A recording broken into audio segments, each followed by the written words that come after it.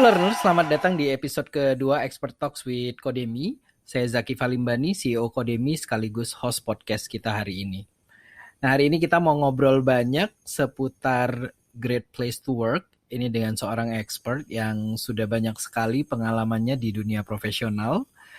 Beliau pernah berkarir di Binus, pernah di Citibank, Lipo Karawaci, dan kalau lihat LinkedIn-nya panjang banget, masih banyak banget. Malu saya jadi. Dan saat ini beliau sedang sibuk nih sebagai Human Capital Director di PT Linknet Tbk. Selamat datang Pak Yosafat Huta Galung. Thank you, Zaki. Ini kayaknya masih di kantor nih Pak Yos, enggak WFH. Iya, betul. Enggak WFH. Enggak, jadi lucu sih memang. Walaupun jadi awalnya sebenarnya waktu mulai pandemi, saya sudah declare semua tim saya itu by default work anywhere. Even company juga sudah punya policy, everybody itu bisa bekerja dimanapun. Dan kita bahkan sampai bikinin policy, saking seringnya kalau dibilang work anywhere tuh orang sering kebingungan kayaknya, lebih seneng kerja di kantor. Nah, lucunya waktu saya mulai di rumah, namanya juga infrastruktur dadakan kan ya. Suka berantem sama anak saya sekolah online. Jadi saya ada anak dua, ya, lalu istri saya juga work from home. Aduh, saya bilang, udah deh, saya ngalah deh ke kantor. Dan kantor sepi anyway, saya bilang. Kan semua tim saya default dimanapun boleh bekerja. Nah, saya bilang hanya saya yang jagain kantor, yang lain semua work from anywhere. Nah, beginilah jadinya. Makanya saya di kantor. Gitu, Zaki. Mengalah ya ini. Judulnya mengalah ini Pak. Padahal enggak, karena supaya nggak bisa bagi aja tanggung jawab kalau di rumah sebenarnya susah. Kalau saya sekarang udah agak males nih ke kantor Pak Yos. Males pakai celana panjang saya Pak Yos. Pak Yos, ini sebelumnya saya mau say congratulations dulu nih Pak Yos. Buat Linknet, buat Pak Yos. Ini saya lihat berita, banyak banget beritanya ini. Linknet memboyong HR Award untuk kategori The Best HR Management for the Outstanding Excellent Strategies, Value and Digital Program to Develop Competent HR ini Pak ya. Yep. Benar ya Pak ya? Betul. Dari Warta Ekonomi ya. Itu kita juga kaget tuh. Ini berarti nggak dikasih tahu, tiba-tiba dikasih ini. Nah, ini lucu nih prosesnya. Karena mereka memang melakukan research sendiri. Jadi kita bangga juga waktu kita di-announce. Jadi kita nggak apply, betul. Kita nggak apply, Zaki. Jadi mereka melakukan research, pemberitaan, lalu mereka juga melakukan research mengenai company kita, practice HR kita, nanyain expert, melakukan sendiri ke customer. Jadi mereka lakukan research basically. Lalu baru mereka putusin. Tanpa even kontak kita untuk verifikasi. Jadi beneran dari third party information mereka putusin, dan itu buat saya kagum tuh pertama kali. Oh, ada ya. Biasa kan kita harus apply ya. Betul. harus pamer dulu gitu loh ya, baru kita dianggap ini. Nah, itu enggak, dan kita bilang ya kita bangga banget dapat, karena dengan beberapa bank besar juga ikut untuk kategori itu, yang terpilih ya kita. Oke, itu baru satu nih. Ini saya mau yang kedua nih, congratulations juga nih. Di berita saya ngelihat Linknet jadi perusahaan Indonesia pertama yang mendapatkan sertifikasi Great Place to Work, Pak. Bener Pak ya? Betul. Tapi jangan dijawab dulu Pak, ini Great Place to Work ini apa? Soalnya ini nanti yang akan kita bahas nih. Baik. Saya tuh kemarin kita ngeriset Pak Yos nih siapa sih sebenarnya gitu kan. Kita lihat LinkedIn, kita lihat YouTube, dan saya tuh tertarik lihat di LinkedIn-nya Pak. Yep. Dari awal kuliahnya di psikologi, Ya, Habis itu ambil S2 di Human Resource Department, betul. kerjanya dari awal di Human Resource. Ini Pak Iya. Yos dari lulus SMA tuh udah tahu Pak mau jadi orang HR gitu atau gimana Pak? Nah, Ini, soalnya banyak adik-adik kita, banyak banyak teman kita tuh yang sampai sekarang tuh belum tahu mau jadi apa, Pak. Tapi Pak waduh. Yos dari kuliah nih sampai sekarang nih kayaknya udah tahu nih saya mau jadi HR director gitu. Itu gimana ceritanya, Pak? Alright. Ini agak lucu sebenarnya, Mas Zaki. Tapi memang saya selalu believe humbly ya bahwa emang kalau kita believe bahwa ya ada jalannya lah ya selalu kalau berusaha. Jadi kalau zaman saya Mm-mm. dulu mulai dengan kuliah dulu ya. Zaman saya itu kan masih pakai UMPTN ya namanya. Nah, Ya, saya ya. saya masuk ke Unpad itu setelah 3 kali mencoba UMPTN, Zaki. Nyoba 2 tahun tidak berhasil ke psikolog. Jadi gini ceritanya. Nyoba Oke. pertama nggak dapet. Nggak Ayah saya dapat. kebetulan, Oke. ayah saya kebetulan dan saya bangga dengan beliau, pegawai negeri yang nggak punya proyek. Jadi beliau sudah Ah, wanti-wanti, beliau sudah wanti-wanti. Kalau kamu tidak ke negeri, jangan berharap kuliah deh katanya. Jadi kamu harus berusaha ke negeri. diterimanya tahun 90, Pak Yos Nah, lulus tahun lulus 88. Jadi SMA ada dua 88. dua tahun gap. Betul, 2 tahun gap ya, betul, Pak ya. betul, Hmm. betul. Nah, lalu coba tahun pertama nggak dapet. Nah, saya belajar sendiri, bimbingan segala macam supaya menjaga motivasi dan semangat. Saya berusaha pilih jurusan yang tidak terlalu populer di universitas yang tidak terlalu populer, namun ada saudara kebetulan di sana. Jurusan kehutanan. Oke. Disitulah yang namanya magic moment terjadi. Saya kebetulan lulusan IPA, saya biologi hari itu ya. Nah, saya setahun di situ saya bilang, ini saya ngapain ya ngomong sama pohon ya? Saya kayaknya enggak, enggak, enggak saya banget kayaknya ngomong sama pohon. Jadi ya, lah, saya coba kembali yang ketiga. Padahal ayah saya saat itu udah bilang no more katanya. Kalau kamu pun mau coba yang ketiga kali, tanggung jawab kamu. Ya sudah, saya coba sendiri, biaya sendiri, dan pilih beneran, oh udahlah ini yang terakhir kali. Nah, pilihan pertama saya psikologi. Nah, waktu masuk psikolog dan keterima, itu saya beneran, alhamdulillah puji Tuhan, aduh, percobaan saya yang terakhir ternyata dapat. Ya sudah, saya masuk. Saya yang lebih unik, sebenarnya saya waktu psikologi zaman saya masih ada penjurusan.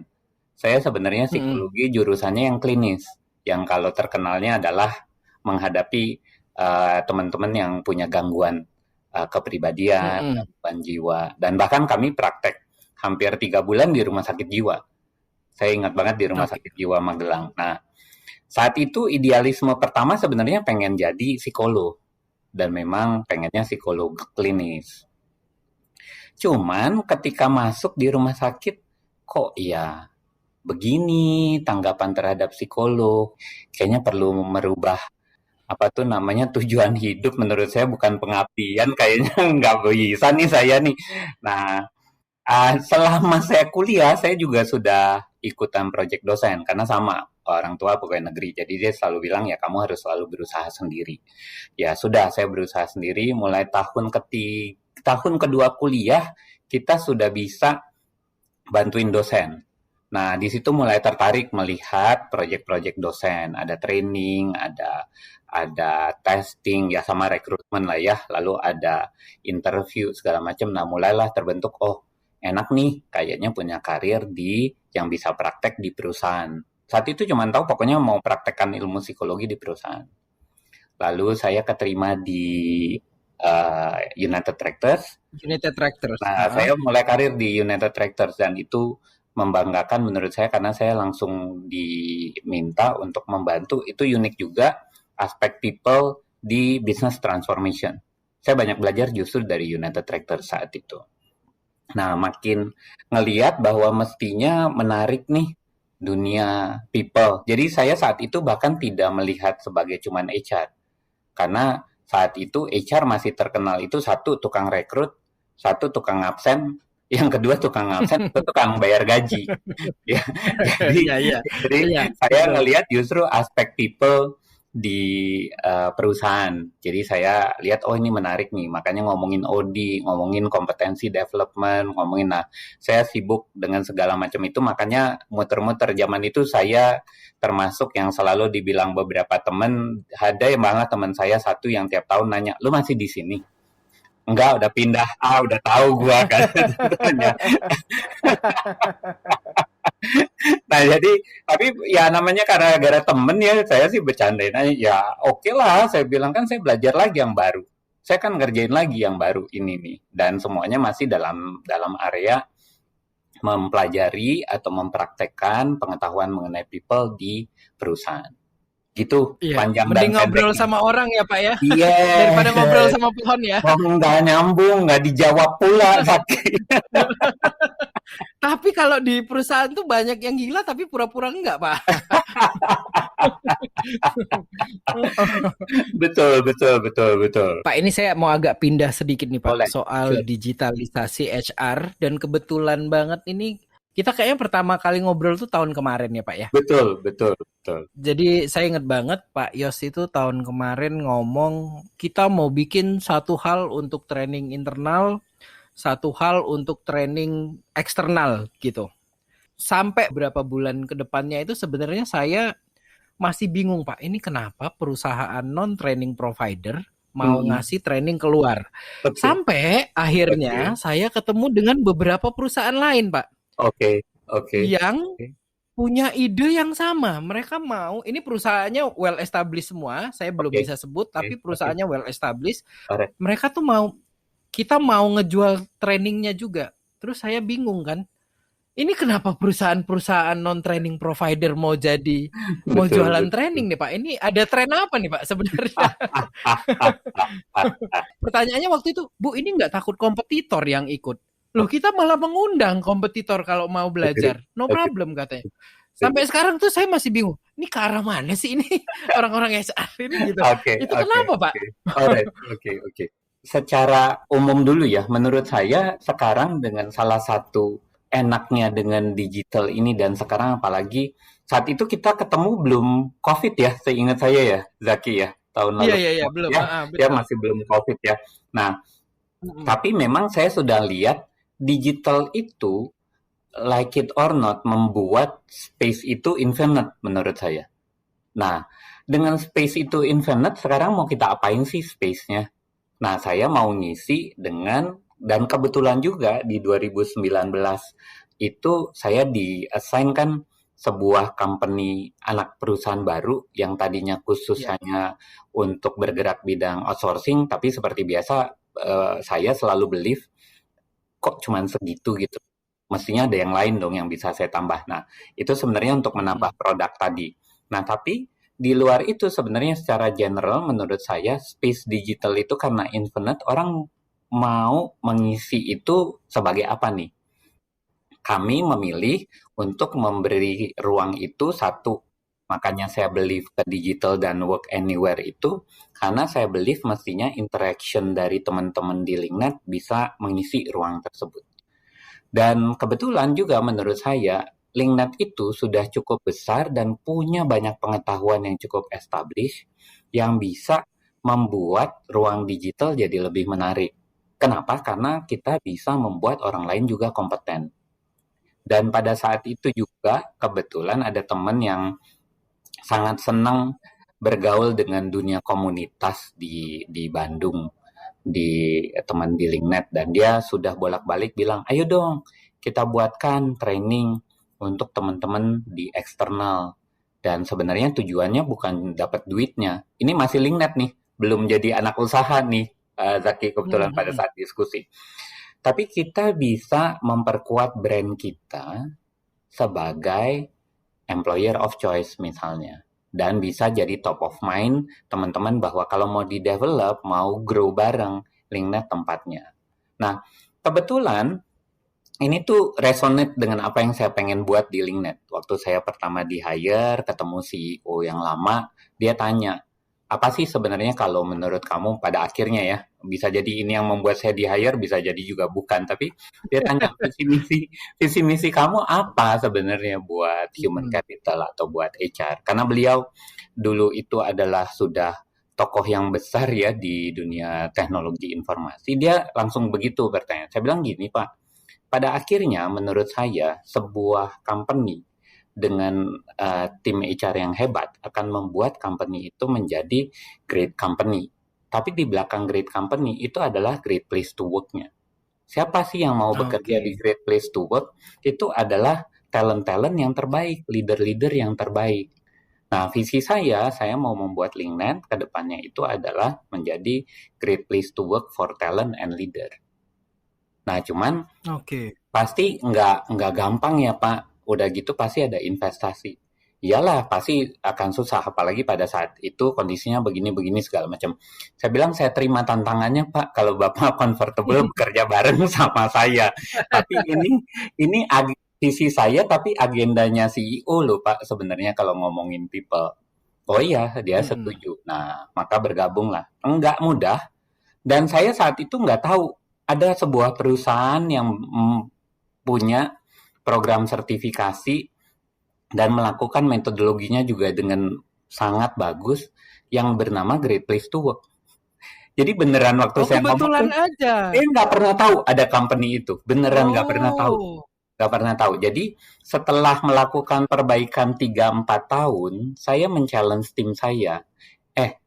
Emang kalau kita udah melakukan perbaikan, dari mana kita tahu bahwa Iya, kita iya. sudah pada Mm-mm. posisi tersebut?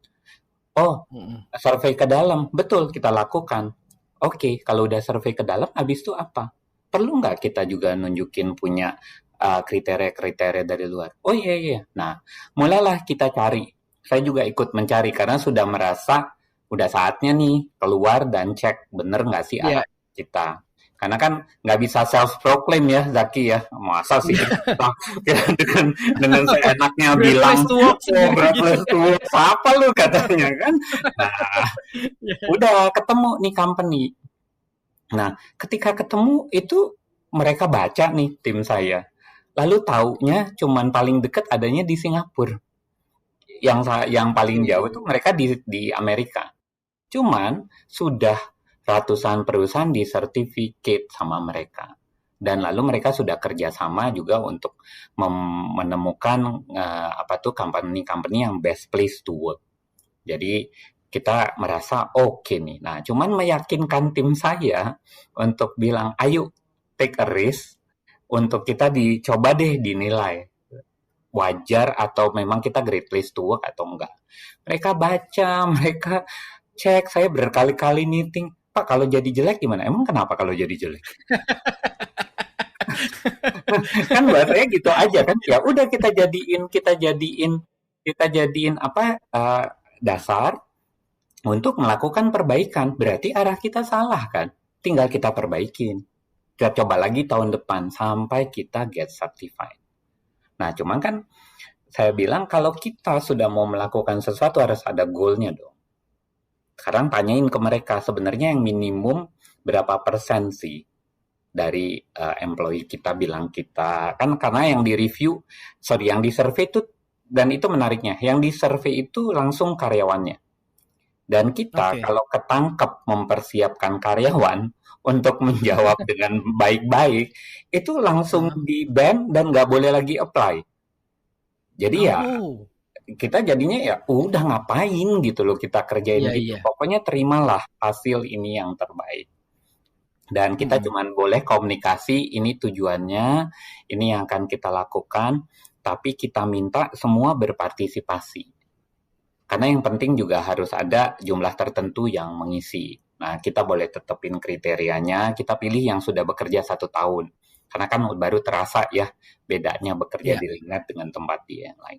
Nah, itulah ceritanya. Akhirnya sampai ke situ Zaki tujuannya. Nah, uh, I don't know menjawab pertanyaan atau enggak nih udah cukup panjang namanya ngobrol suka kayak begini ya Iya. loncat-loncat loncat-loncat Nggak, jawabannya. Pak Yos, berapa lama Pak Yos itu dapat sertifikasi Great Place to Work itu, Pak? Oke. Sebenarnya Kak, ketika kita memutuskan untuk coba, Zaki, menurut saya, seingat saya sudah tahun kelima bekerja di Linknet. Jadi kita udah Linknet. melakukan beberapa perbaikan. Nah, yang meng-encourage kita berani nyoba sebenarnya perayaan ulang tahun Linknet yang sukses yang ke-20 di bulan September. Nah, jadi kita baru pertama kali tuh melakukan perayaan ulang tahun selama 20 tahun usia PT Link. Baru pertama kali dirayain ya Pak ya? Pertama kali, ya. Oke. Dan kita ngeliat banget antusiasme employee. Dan kita memang kasih juga beberapa penghargaan karena kan udah beberapa perbaikan ya. Salah satunya yang kita membuat mereka beneran happy itu adalah penghargaan yang selama ini juga nggak pernah ada. Kita nyebutnya Magic Five. Jadi, Apa itu Pak? nah, Magic Five ini sebenarnya juga mungkin di tempat lain juga ada, tapi kita agak tweak sedikit lah ya. Jadi sebenarnya penghargaan masa kerja karyawan yang bekerja setelah lebih dari 5 tahun dan kelipatan 5 tahunnya kita beri penghargaan dalam bentuk logam mulia. Nah, waktu itu mulai di-announce, itu tanggapan positifnya luar biasa, Zaki. Dan waktu kita beneran, tapi ada yang sinis juga, yakin. Wah, nggak pernah gitu ya. Yakin akan terjadi. Yakin bukan cuma sekali. Yakin ini bener-bener. Ya sudah gitu loh. Tapi saya bilang, buktiin aja. Nah, mereka ketika menerima, kita minta untuk kebetulan tadinya kan mau dirayakan tuh kalau nggak salah di bulan Juni atau Juli. Karena sebenarnya ulang tahunnya di Maret. Tapi kita butuh persiapan. COVID kan. Nah, kita akhirnya beralih ke digital akhirnya. Tapi semi lah. Kita bom semua sekarang masih di sana. Di apa tuh namanya secara fisik hadir. Tapi kita lakukan perayaan besar-besaran. Nah, setelah itu berhasil, maka saya bertanya ke tim saya, itu bulan September. So, Ini September tahun berapa nih Pak? September 2020. Karena kan tahun 2020, oke. Iya, tahun lalu. So, what next? Kemarin kita masih ngomong nih soal sertifikasi. Ngelihat antusiasme karyawan, yakin nggak? Kalau saya sih yakin. Kita mestinya bisa. Paling nggak certified. Mungkin nggak yang terbaik, tapi certified dulu deh. Tapi kalaupun jelek hasilnya, jadi paling nggak kita tahu bahwa kita ada di mana nih. Baseline dulu aja. Saya ngelit ya, saya communicate, saya yang make sure bom semua juga on board. Mereka tahu role-nya mereka apa. Iya, sudah. Nah, kita apply di September, kita bilang boleh nggak nanti surveinya dijalankan di Desember. Supaya banyak program lain juga berjalan. Boleh, kata Great Place to Work. Kalian kok yang nentuin. Nah, Desember it is. Udah, selama itu kita cuman communicate, kita akan melakukan ini, kita ingatkan program-program dan perbaikan selama ini, dan minta mereka jujur aja menjawab. Dan kita bilang itu anonymous, make sure bahwa kalian yakin bahwa itu benar-benar rahasianya akan terjaga dan kita nggak akan bisa trace. Dan beneran nggak bisa di-trace. Siapa yang memberikan jawaban A, B, C, segala macam, kita nggak pernah tahu. Jadi beneran menarik sih metodologi mereka. Jadi sudah, dan alhamdulillah puji Tuhan hampir 90% mengisi dari yang jadi target. Yang disyaratkan 70% kalau saya nggak salah. 70%. Betul. Nah, udah ngisi karena itu kan digital ya ngisinya. Di 2-3 hari kemudian kalau nggak salah bisa ditanyain hasilnya apa. Nah, mereka jawab, wah ini pertama kali ngambil satu. Pertama kali di Indonesia. Dan pertama kali menurut mereka, yang waktu mulai itu hasilnya 80% ke atas. Biasanya yang baru mulai. Iya, biasanya yang baru mulai itu rata-rata 70-an tuh kan udah pas ya. Jadi kita lumayan banget dan kita happy banget dengan masukan dari teman-teman First Squad ini. Itu sih beneran, menurut saya beneran luar biasa sih pengalamannya, Zaki. Baru pertama kali apply langsung dapet Pak ya? nggak di training, nggak ada konsultan gitu. Atau mungkin Pak Yos mau buka konsultan Great Place to Work? Oh iya ya, di isolation tapi ya, di anak usaha Iya, ya. oh, gitu. Saya sebenarnya ini Pak, Hmm, saya baru menyadari sulitnya mendapat sertifikasi di level Oke, organisasi Pak ya. oke. Kemarin Kodemi juga baru dapat sertifikasi ISO 27001 untuk Alright. security Oke, management. oke. Itu tim kita jungkir balik luar Yes, biasa. yes, agree, agree. Pakai konsultan udah Pak, ini udah konsultan nih, udah ada konsultan nih. Ya, ya, Pakai ya, ya, konsultan aja kita ya. luar biasa jungkir balik. Yes, Ini yes. nggak pakai konsultan ya Pak ya, nggak ada Enggak, konsultannya ya. enggak ada. Nah, yang menarik memang mereka juga sebenarnya punya services consulting. Tapi saya bilang Mm-mm. lebih baik kita coba dulu. Baseline-nya apapun baru kita tentukan perlu consulting atau enggak. Karena kalau Oke. baseline-nya enggak terlalu jauh, udahlah kita kerjakan sendiri. Nah, yang menarik juga menurut saya sih harus bangga juga dengan tim saya dan teman-teman First Squad semua sih, Zaki. Karena perbaikannya kan sudah dilakukan nih. Dan mereka believe dengan perbaikan yang dilakukan oleh tim HR. Makanya menurut Mm-mm. saya mereka sincerely memberikan respon yang positif. Jadi buat saya prinsip sertifikasi yang saya pelajari dulu kan apa? Buat yang dicatat, catat yang dibuat kan. Jadinya ya, nah ini kita karena punya nih banyak hal yang pengen ideal, kita buatin selalu programnya, nah kita konsisten dijalanin, karyawan merasa oke, lalu kita dokumentasikan lagi supaya kita bisa monitor, kita bisa nggak perbaikin lagi. Nah, menurut saya prinsip itu asal dijalankan oleh perusahaan-perusahaan, mestinya bukan berarti dunia consulting akan hilang ya, karena menurut saya mestinya dunia consulting tetap akan ada ya. Nah, tapi membuat paling tidak proses perbaikan itu beneran konsisten dan kita bisa ukur. Dan kita saya yakin punya kemampuan semua perusahaan untuk melakukan itu. Pak, preview Ya, sedikit siapa tahu ya. iSolution nanti mau bikin consulting Great Place to Work. Kalau perusahaan seukuran apa sih Pak yang sebaiknya Mhm. uh, apply sertifikasi Great Place to Work? Oh, oke. Apakah UKM boleh apply atau Oke, menurut Pak Yos nggak perlu kalau UKM kekecilan oke, yang enterprise sedikit gitu atau kira-kira gimana Pak Yos? oke, oke. Sebenarnya saya agree ada size tertentu sih, Zaki. Karena menurut Mm-mm. saya kalau terlalu kecil pun sebenarnya kan nggak perlu sertifikasi. Karena kita bertanya sendiri, kita cek juga karyawan kita, asal kita punya feedback system dan communication system yang baik, itu bisa Mm-mm. tergambar.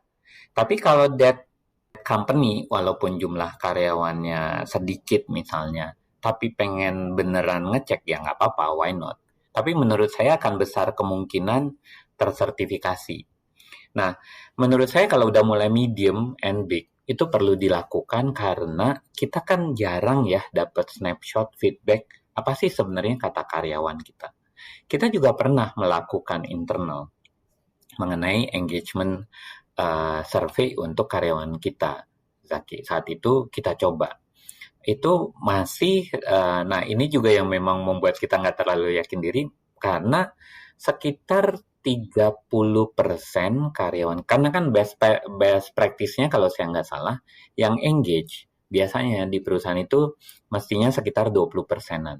Lalu yang middle engage tapi apa namanya stay tapi nggak engage itu tapi nggak melakukan apapun juga sekitar kalau saya nggak salah 40 sampai 50%. Yang disengage biasanya 30%.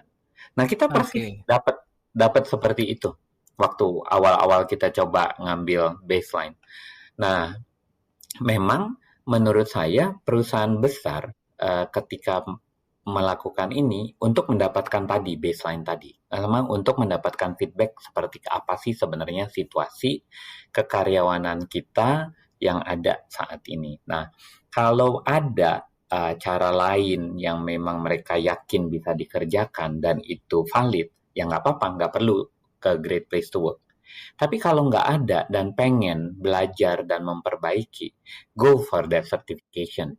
Karena mereka punya model area-areanya dan dari data kita bisa analisa area mana yang kita lemah. Saya ingat saya ada 5 area yang mereka akan kasih data detailnya. untuk kita bisa lihat lebih detail mana lagi perbaikan yang bisa kita lakukan. Nah, kalau yang engagement survei yang dilakukan internal, susahnya kan walaupun 30%, saya yakin mereka semua tetap nggak percaya bahwa itu anonymous kan. Karena mereka pasti bilang, ini lo mah pasti bisa track lah, kata mereka. Lebih baik kita Ya, ya, kasih ya, ya. ya, ya. Nah, tapi karena Ya, ya, itu ya. perusahaan luar, makanya mereka kasihkan dah. Jadi pertimbangannya menurut saya beberapa hal. Satu, apakah hasil nanti si Great Place to Work Certification ini bisa kita pergunakan untuk memperbaiki level engagement dari perusahaan kita. Kalau memang bisa dan memang masih dirasakan impact-nya bagus, go for it. Yang kedua, apakah memang kita mau membuat sebuah model yang more or less mirip dengan Great Place to Work ini? Ada 5 kriteria yang dilihatin yang mau diperbaiki untuk kita bisa jadi Great Place to Work ke depannya. Dan yang ketiga adalah ya keputusan apakah uang dan waktu investasi yang kita kita akan kasih, kita berikan itu akan balik nggak? Nah, kebetulan kita ngelihat tiga-tiganya ini, ya udahlah, kita jalan lah. Makanya buat saya mungkin kriteria saya itu bisa dipakai kalau ada perusahaan-perusahaan yang mulai mau berpikir apakah perlu sertifikasi ini atau tidak. Nah, yang terakhir, ada beberapa perusahaan ikut karena efek ini nih, Zaki. Jadi orang bisa punya branding kan jadinya ya. Kan nggak gampang ya untuk attract talent dari luar. Kita sebenarnya secondary kalau yang itu. Jadi kita waktu tujuan awal tidak buat branding sebenarnya. Tapi karena pas dapat ya sudah, memang, dan Great Place to Work juga mengencourage kita untuk menggunakan hasil ini untuk branding. Dan mereka punya standarnya. Coba tolong promosiin ini, karena kan dengan kita mempromosikan kita sendiri dapat, itu mempromosikan mereka kan sebenarnya ya.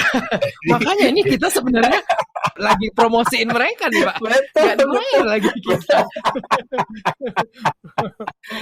Pak, kayaknya nggak mungkin dari awal yang September tadi ke Januari itu prosesnya baru dimulai. Itu proses melakukan sertifikasinya mungkin, Pak ya. Tapi proses perbaikannya kan nggak mungkin dari September. Mungkin dari Pak Yos masuk 5 tahun yang lalu tuh sudah dimulai kan, Pak ya. Dan kebetulan align dengan parameternya Great Place to Work. Yes. Jadi gampang banget dapatnya. Dulu yang dibenerin pertama apa sih, Pak? Oke. Ini lucu nih. Saya agak nggak yakin bahwa mungkin bisa dipakai juga oleh teman-teman HR yang lain. Tapi pada saat datang, kebetulan kan saya masuk itu pada saat perusahaan ini memang LinkNet itu lagi beneran mau tumbuh. Jadi mereka lagi mengejar pertumbuhan home pass atau kita home pass itu adalah dalam bisnis kita koneksi yang siap untuk rubah jadi customer. Jadi lucunya buat saya belajarnya juga susah tuh.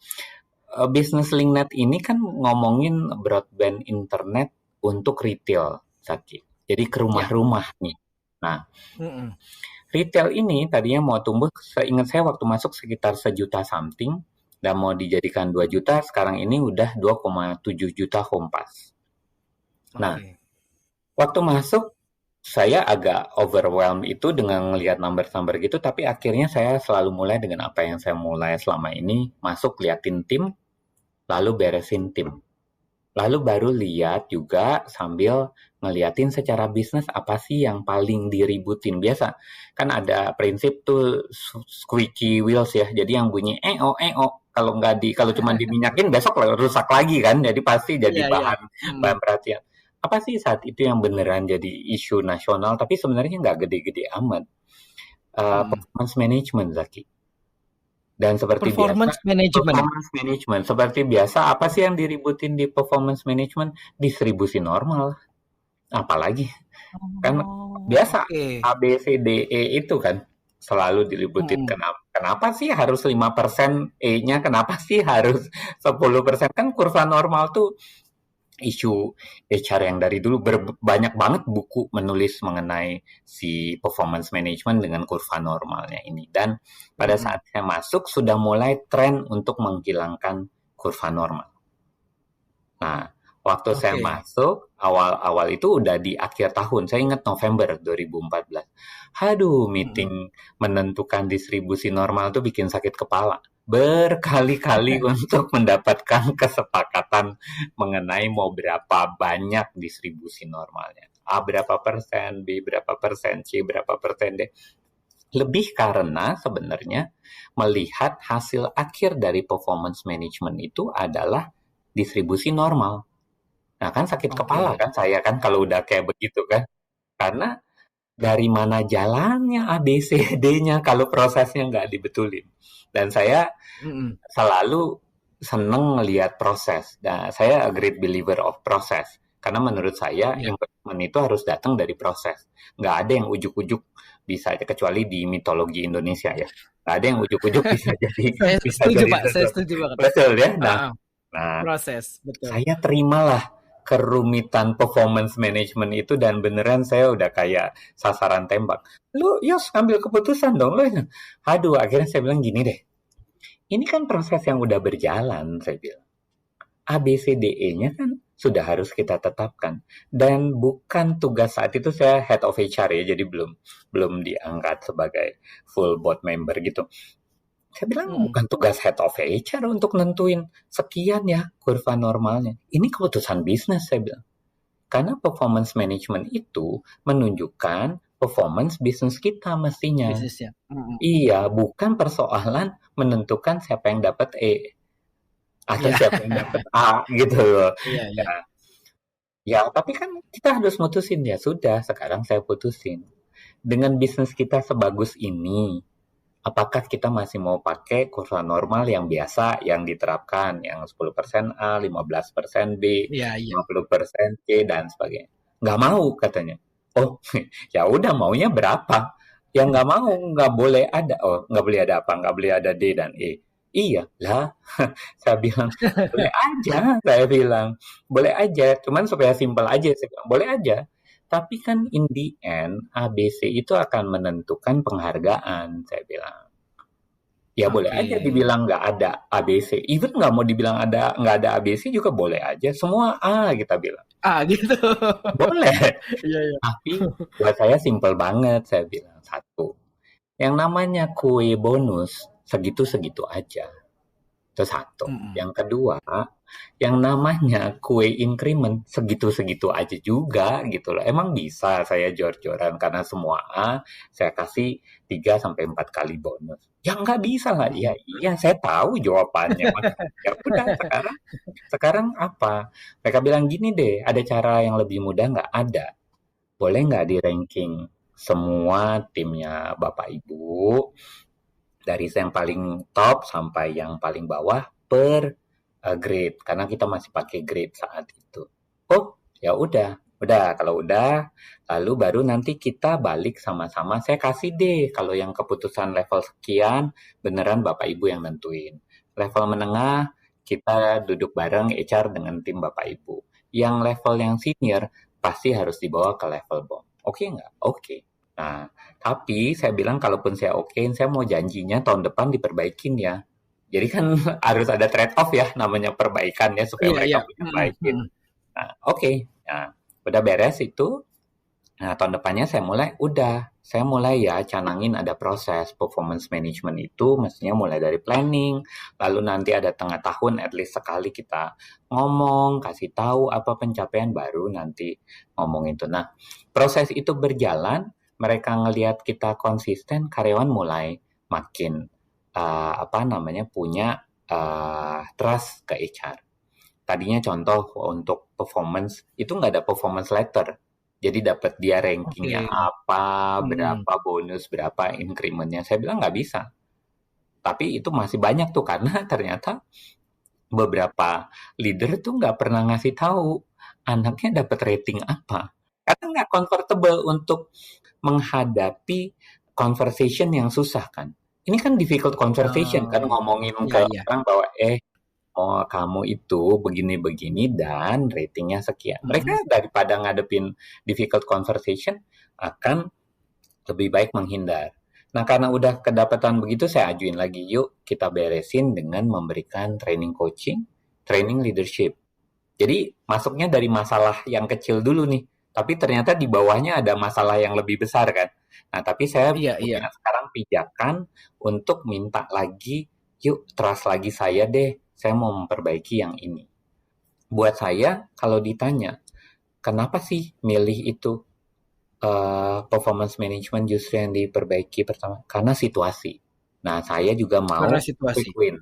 Situasi dan menurut saya ini bisa jadi quick win saya untuk dapetin trust Oke. teman-teman HR, teman-teman di Linknet dan juga board of management Linknet dan dari situ maka baru kita grow untuk perbaikan lain yang lebih besar. Itu sih Zaki waktu itu. Oke. Itu yang pertama kali diperbaiki, Pak. Nah, Betul. sekarang udah dapat nih, Pak, sertifikasi Great Place to Work. Next-nya ngapain, Pak? Wah, ini Standarnya menarik. sekarang naik lagi dong. Betul, Standarnya sekarang betul, lebih tinggi betul, lagi betul, kan? betul, betul. Mhm. Ini saya seneng nih ditanyain karena memang prinsip saya selalu what next. Sebelum dapat pun saya udah mulai pikir ini udah tambah bagus ya. Apalagi nih. Mhm. Nah, sekarang ini saya lagi believe bahwa bukan lagi believe dari sebenarnya saya believe hal ini bahwa culture itu yang akan membuat perusahaan itu bisa terus tumbuh secara sustainable dan bahkan bisa bertahan ratusan tahun. Saya lupa namanya Enzo Tora atau apa perusahaan Sweden dan Finland yang tadinya Mhm. itu petambang nikel sekarang jadi berubah menyesuaikan diri sekarang malah jadi sustainable paper produsen. Mhm. Nah, mereka ratusan tahun tuh bisa bertahan. Dan kalau ditanya Mhm. selalu kalau diperes nih apa sih rahasianya?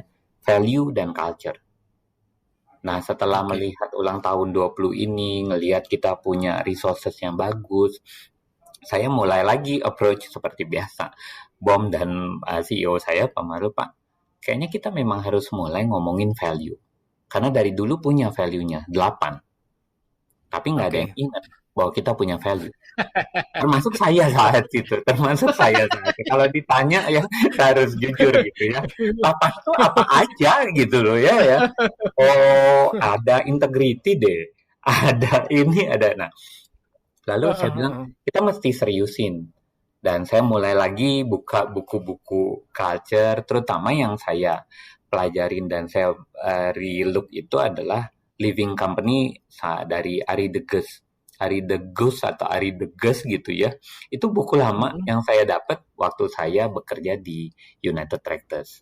Atasan saya saat itu bilang, nah ini kalau mau ngomongin sustainability, longevity, mau ngomongin culture, mau ngomongin systemic change, baca ini deh. Nah, saya baca kembali. Oh iya ya, bener ya. Nah, mulailah saya reading apalagi yang mau diperbaiki. Menurut saya, confidence kita mulai ngomong values dan culture. Dan ini lebih Pak Yos, abstrak lagi. sebentar Pak Yos. Yes, yes, boleh. Nah ini pas banget nih, ini lebih abstrak lagi Pak Yos. Saya Yes, yes. potong sedikit Pak Yos. Betul. Nanti kan ini podcastnya mau kita iklanin kemana-mana Pak Yos gitu kan, supaya banyak yang denger. Nah, Oke. beberapa orang yang denger, nanti mungkin bukan orang HR, baru Yap, yap, mau yap, yap, masuk kerja. yap, yap, Termasuk mungkin saya pribadi. yap. Culture tuh apa sih Pak Yos? Saya pernah ditanya ini sama orang yang mau ngelamar kerja di Kodemi. Ada pertanyaan untuk saya? Oh iya, saya mau nanya Pak, di sana culture-nya kayak apa ya Pak? Saya Oke. bingung tuh Pak Yos jawabnya. Sebenarnya apa sih culture tuh Pak Yos? Oke, definisi paling simpel itu adalah culture itu yang membedakan antara yang linknet dan yang bukan linknet. Oke. Kenapa? Kenapa? Karena culture itu adalah merupakan sikap, tingkah laku, cara berpikir yang kita turunkan dari value kita. Kan nggak mungkin ada dua perusahaan yang punya value yang sama. Mungkin ada beberapa yang sama, tapi nggak keseluruhannya sama.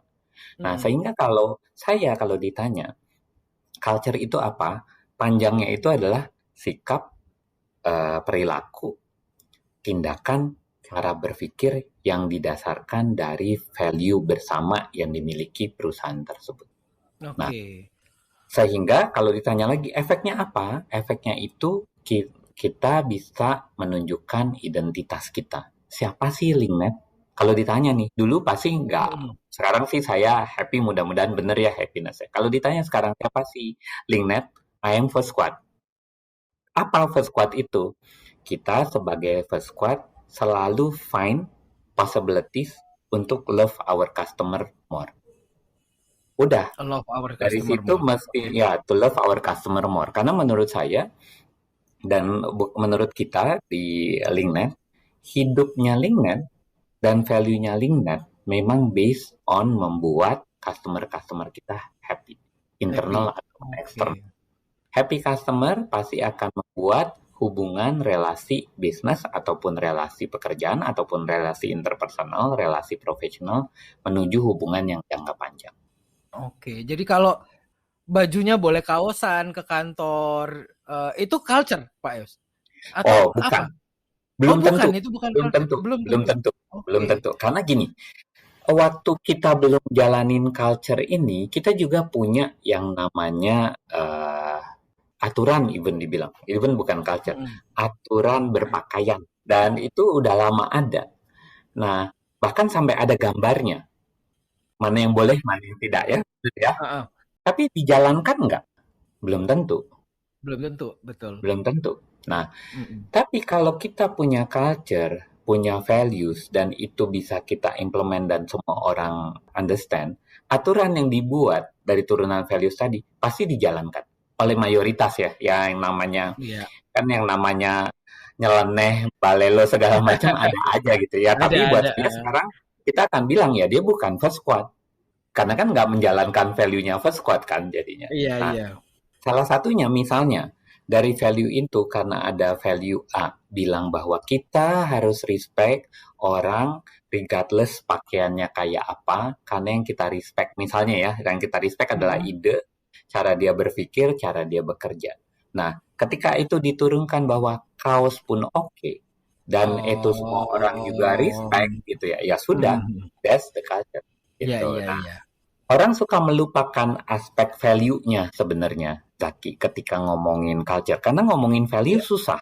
Tapi kalau saya believe culture itu sikap, tindakan, perilaku yang muncul di permukaan harus diberesin dari value-nya.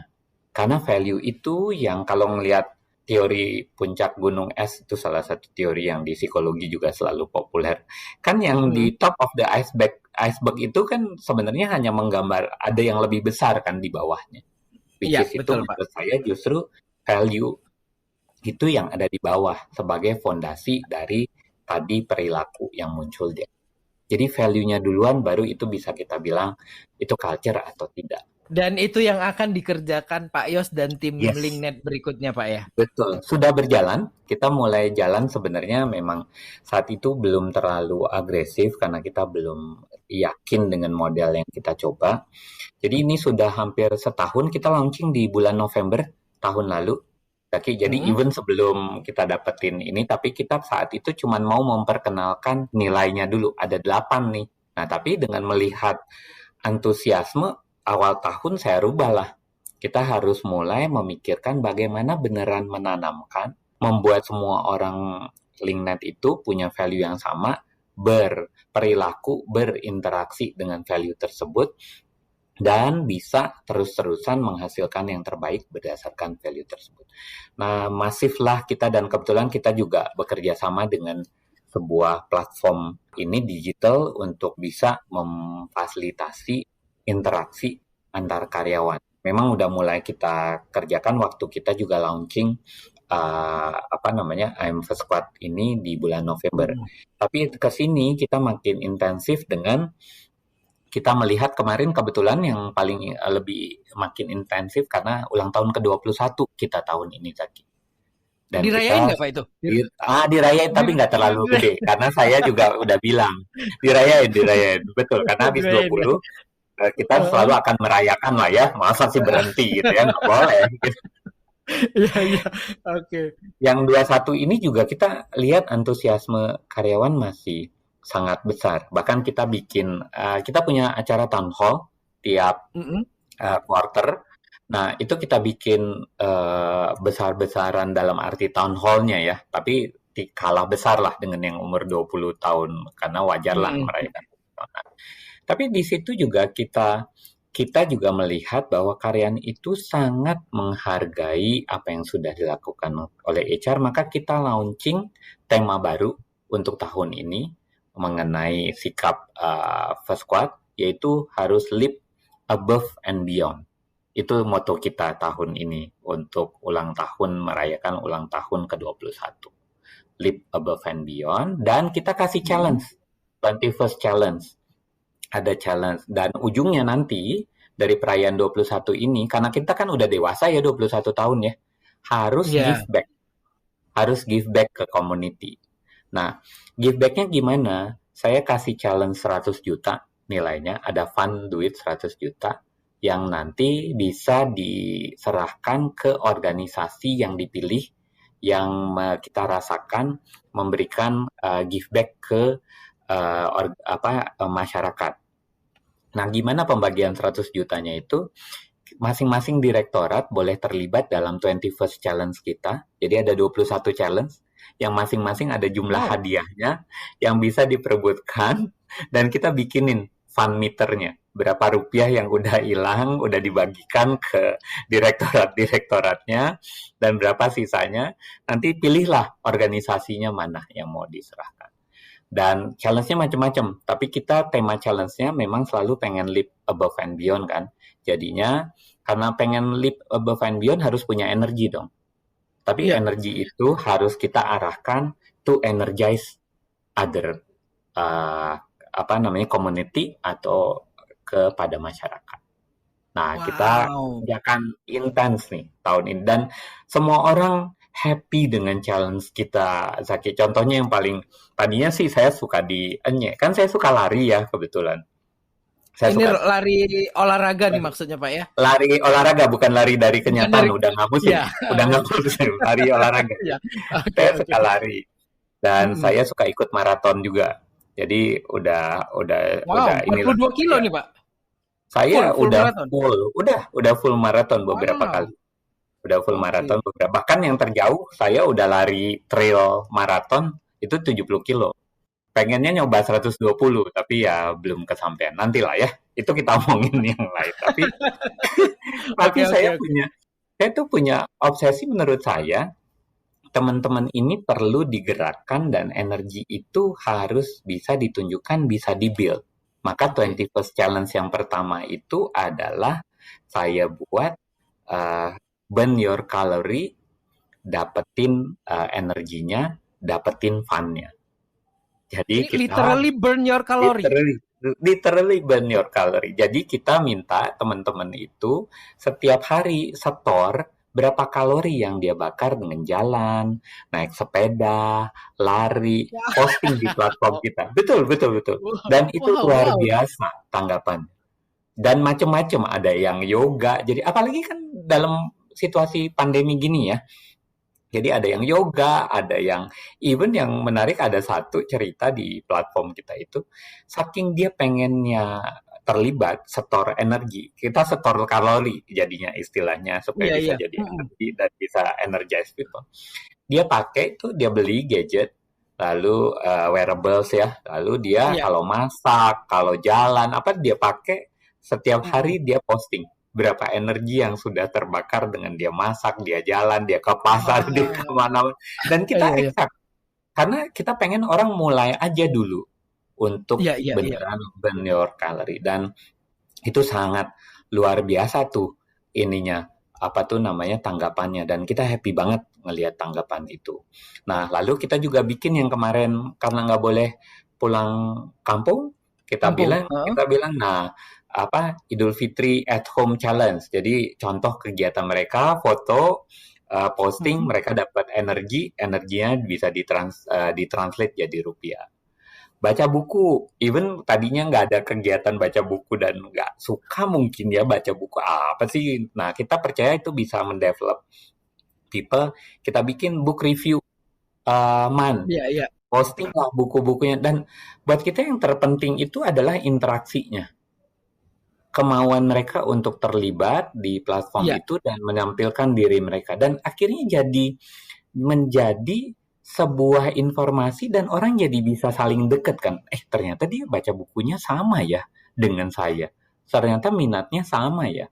Walaupun kadang-kadang ada yang di belakang ya. Kan saya masih suka komentarin, saya kasih respon. Karena kan kayak kita bikin platform itu seperti sosmed. Tapi saya bilang itu digital space karena orang bisa berinteraksi.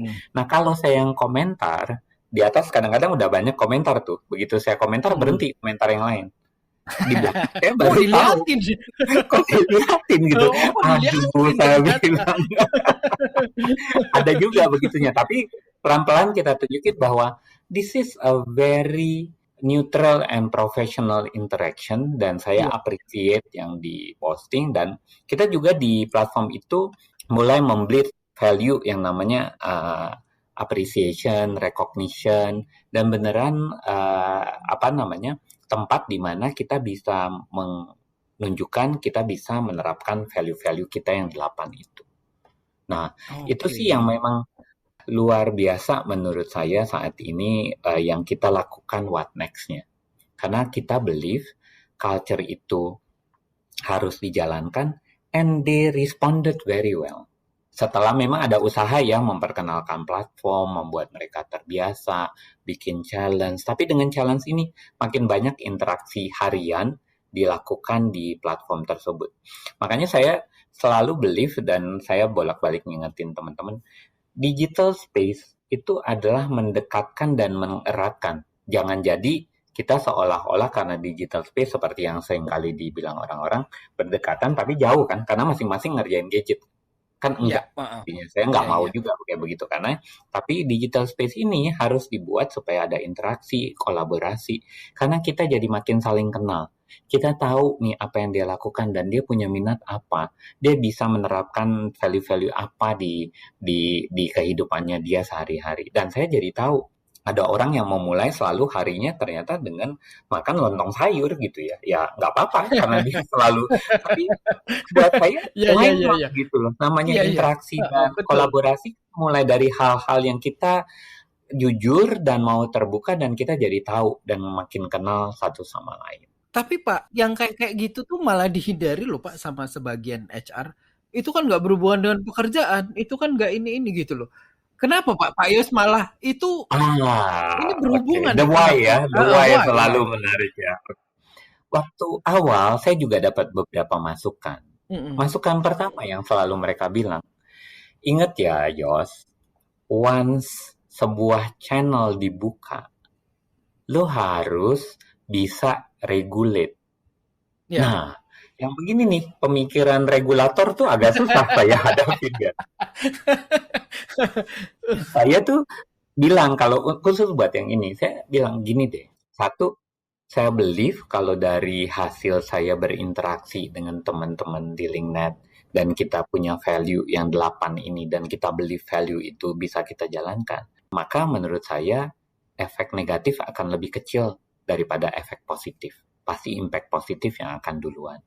Yang kedua, kita juga harus believe bahwa karyawan-karyawan kita atau first squad kita ini semua adalah orang dewasa yang akan berinteraksi secara dewasa. Mereka punya self-regulation yang pasti bisa mereka jalankan.